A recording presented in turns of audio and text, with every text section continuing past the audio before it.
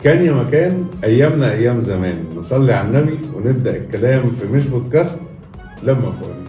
لما وفوانيس وعيال بتهيس 30 يوم في الخارجة معانا.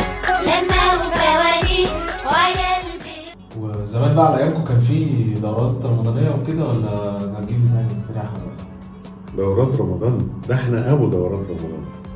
كان كل شارع يعمل فريق يلاعب الشارع اللي جنبه لحد ما يبقى في بطل للمنطقه على نص رمضان، وتتعمل دورة تانية بين المناطق، بين أبطال المناطق، لحد ما يطلع بطل لكل المنطقة الكبيرة. كانوا ساعتها بيلعبوا بالكرة الشراب مش زيكم. كانت الكرة الشراب دي تتعمل من الخيط والسفنج وكله. كانوا يلبسوا الجزم، كانت جزم باقة، وكان في ناس بتلعب حافي. بقى الحافي ده تعرف انه الحريف بقى بتاع الموضوع.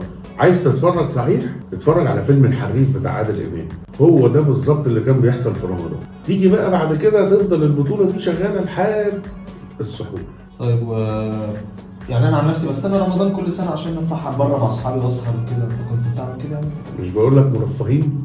يعني ايه ان انا اطلع اتسحر بره؟ احنا اصلا كنا بننام ويصحونا على السحور عشان نتسحر، والسحور كان يبقى هو يا دوب طبق فول وحته جبنه. وكان المسحرات ينزل الناس تشوفه في الشارع وهو عمال يلف.